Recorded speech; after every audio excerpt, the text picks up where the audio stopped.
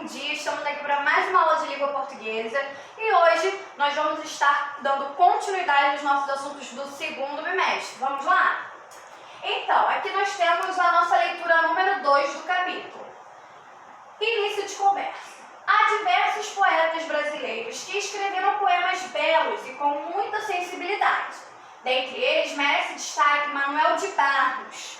Esse poeta escreveu para o público adulto e infanto-juvenil. Seus poemas são conhecidos por tratar de temas simples que muitas vezes passam despercebido por nós. Vamos lá. O menino que carregava água na peneira. Tem um livro sobre águas e meninos. Gostei mais de um menino que carregava água na peneira. A mãe disse que carregar água na peneira era o mesmo que roubar um vento e sair correndo com ele, para mostrar aos irmãos.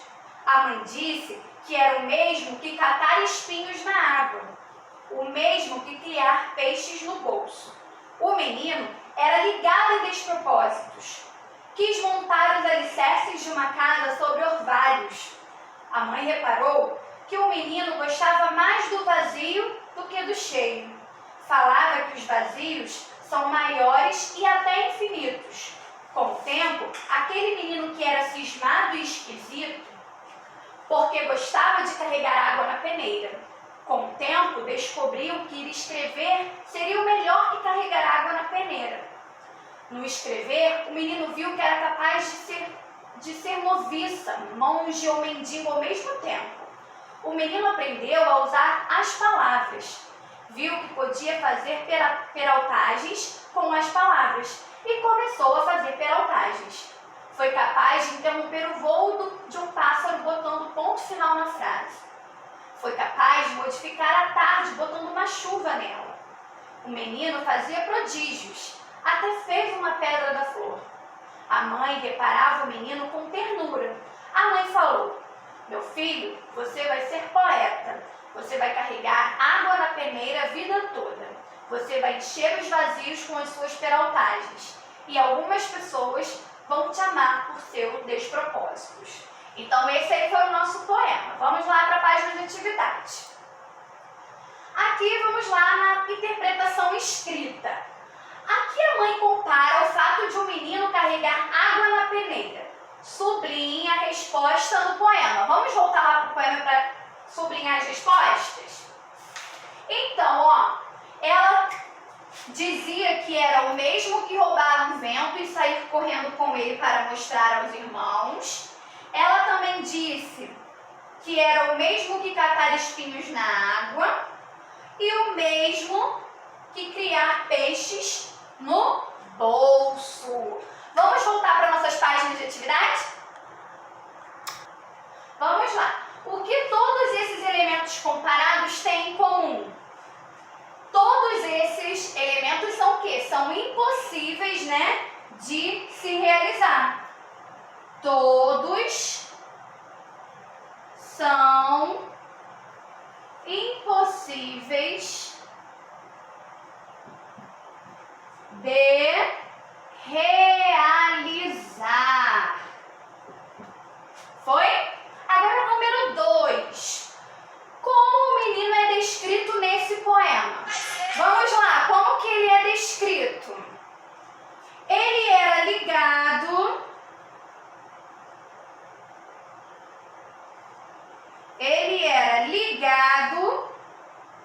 em despropósitos.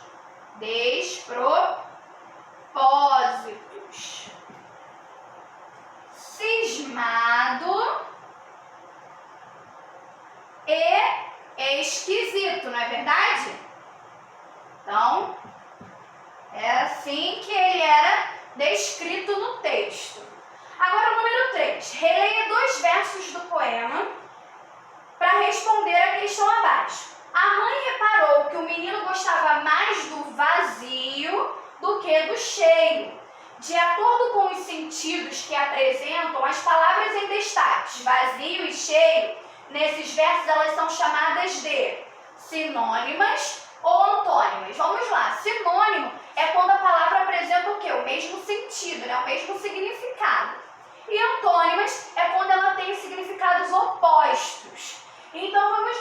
vazio e cheio são palavras sinônimas ou são palavras antônimas? São palavras antônimas, pois apresentam sentidos contrários, ok? Vamos lá para a próxima página?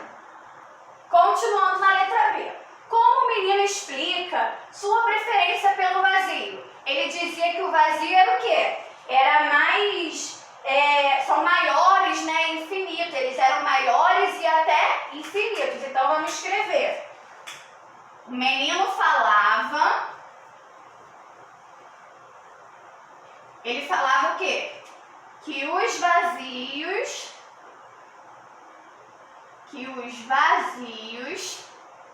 eram maiores e até infinitos, ok? Então, letra B foi. Agora, número 4. Releia estes versos do poema. Com o tempo, descobriu que escrever seria o mesmo que carregar água na peneira. Assinale a afirmativa correta sobre a expressão em destaque. Ela indica o transporte de água em uma peneira ou ela indica coisas impossíveis de acontecer na realidade?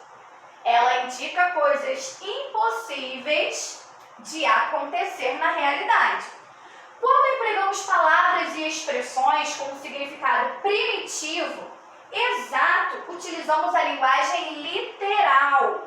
Quando damos outros significados às palavras para criar imagens e sentidos diversos, utilizamos a linguagem figurada. Número 5. Identifique no poema os versos que indicam 3 peraltagens que o menino fazia ao escrever e contornos. Como a gente tem que voltar lá para a página, a gente vai deixar isso aqui por último, ok? Número 6. Releia o verso a seguir. A mãe reparou que o menino gostava mais do vazio do que do cheio. A palavra destacada, reparou, pode expressar diferentes sentidos, dependendo do contexto. Pinte o quadrinho que indica o sentido expresso nesse sentido, né? O reparou aqui, ele tem sentido de perceber ou consertar. Tem o sentido de perceber. Muito bem. Então, agora a gente vai voltar lá para o nosso texto, ok? Vamos lá. Qual eram as peraltagens que ele era capaz de fazer? Ó, ele viu que ele foi capaz de interromper, né, o voo de um pássaro botando ponto final na frase. Ele foi capaz de modificar a tarde botando uma chuva nela. E ele também até fez uma pedra da flor. Então, circulamos aí as peraltagens do menino. Vamos para as nossas atividades de novo? O número 7, o menino que carregava água na peneira, é um poema narrativo, ou seja, um texto que conta uma história em versos. Qual é o enredo do poema lido?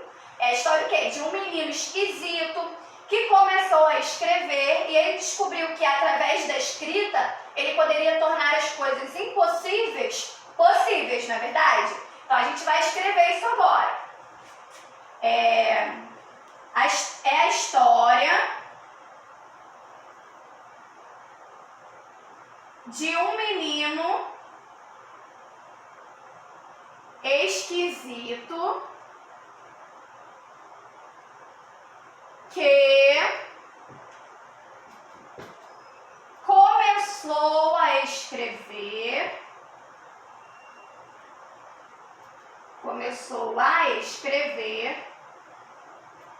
e descobriu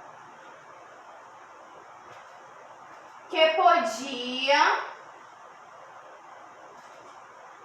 tornar as coisas impossíveis possíveis. Não é verdade? Então, terminamos aí a nossa questão da letra A. Na letra B, quem são os personagens desse poema? O menino e quem mais? O menino e sua mãe. Então, esses aí são os personagens do nosso texto. Na letra C, nós vamos assinalar a alternativa sobre quem conta a história do poema. A história é contada pelo menino, o qual explica como virou poeta, ou a história é contada por alguém que está de fora, mas comenta o que está acontecendo. Primeira opção, a história ela é contada pelo menino, o qual explica como virou um poeta, não é verdade? Então, vamos marcar aqui a primeira opção. Copie os versos que é possível perceber a passagem de tempo no poema. Vamos lá, olha, eu vou marcar aqui um verso e depois vocês procurem o outro, ok? Com o tempo, aquele menino que era cismado e esquisito. Esse aí é um trecho, que mostra a passagem do tempo no poema. Letra E. É possível identificar o espaço desse poema? Comente. É possível identificar o espaço de tempo? Não.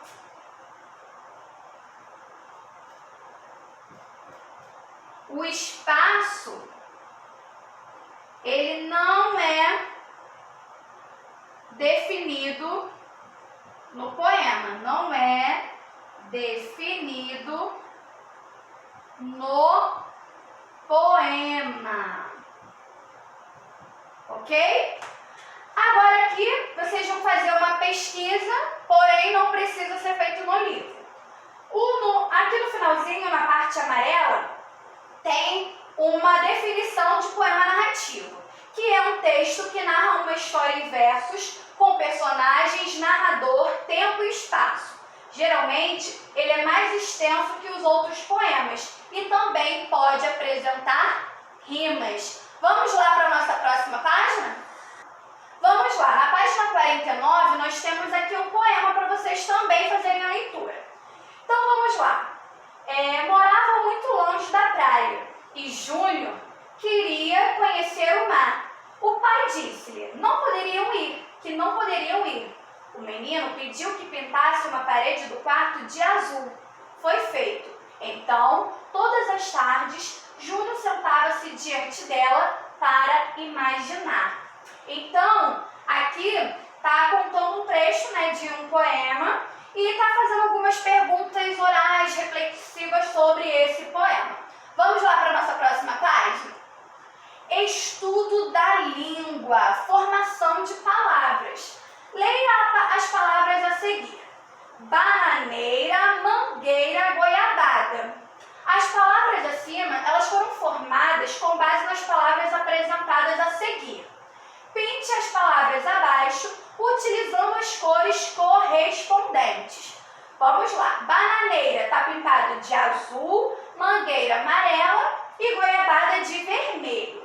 Quais são as palavras que deram origem, que foram base para a formação dessas novas palavras aqui? Manga. Qual é a cor que a gente teria que pintar? Então, manga amarelo. Goiaba, a gente vai pintar de que cor? Vermelho. Banana, vamos pintar de que cor? Azul. Ok? A palavra que dá origem a outras palavras é chamada de primitiva. A palavra que é originada com base em outras palavras já existentes é chamada de derivada. O famoso primitivo e derivado. Veja aqui, nós temos a palavra primitiva chuva. A chuva, ela é uma base para a formação de outras novas palavras. Como exemplo, chuvisco, chuvinha, chuvarada, chuveirada e chuveiro. Então, a partir da palavra chuva, nós podemos formar diversas outras palavras. Número 2. Leia a seguir duas palavras derivadas. Infeliz, perigoso. Para formar a palavra infeliz, que elemento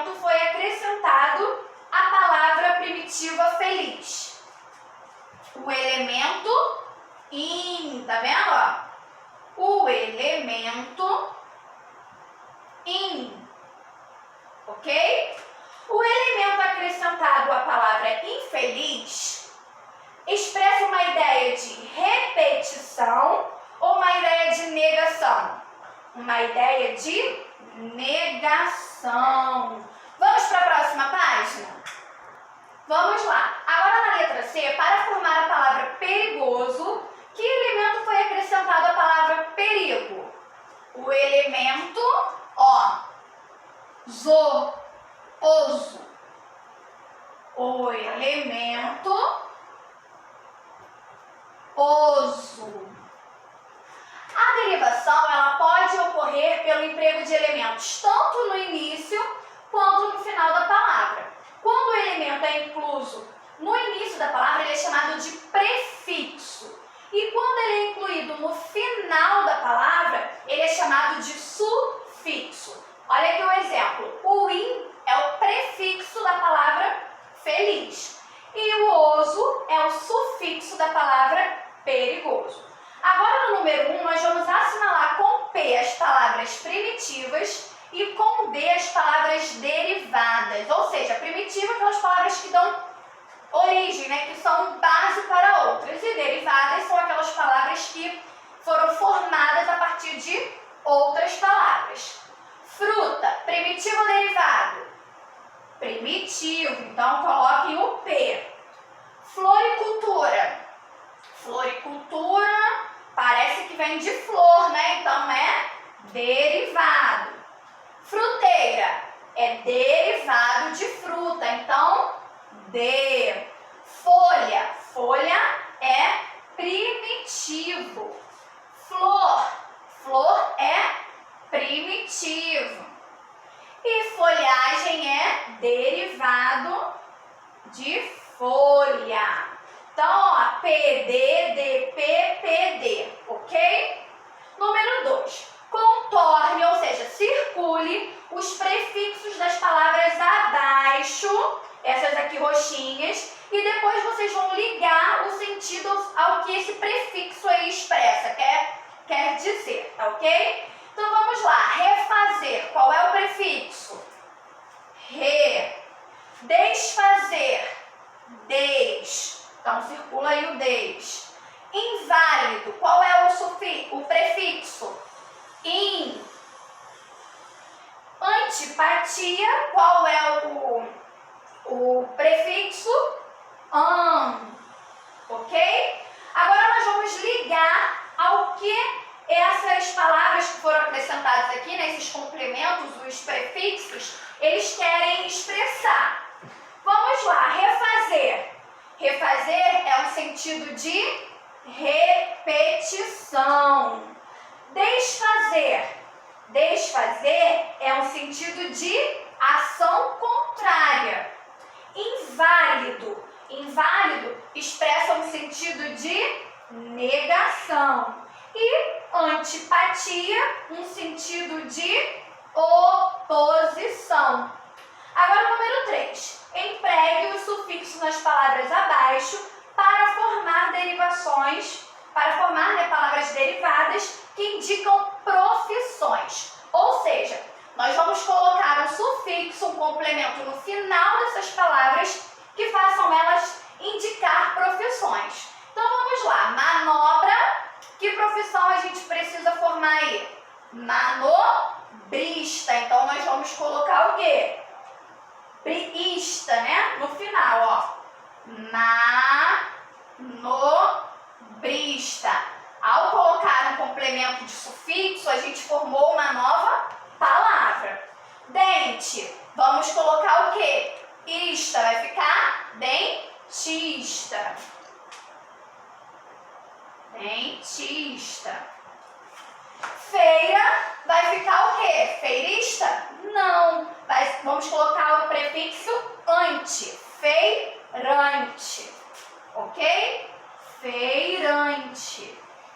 Então, ó, como a gente pode perceber nas nossas atividades, os prefixos e sufixos, eles não têm um padrão sempre. Eles vão sendo modificados de acordo com as palavras que que serão formadas de acordo com as suas terminações para darem sentido, ok? Então, meus amores, essas foram as nossas páginas das atividades de hoje. Eu espero que vocês tenham entendido as nossas atividades. Qualquer dúvida, perguntem lá no grupo, mandem foto das atividades e não se esqueça que daqui a pouco tem arguição. Beijinhos, tchau!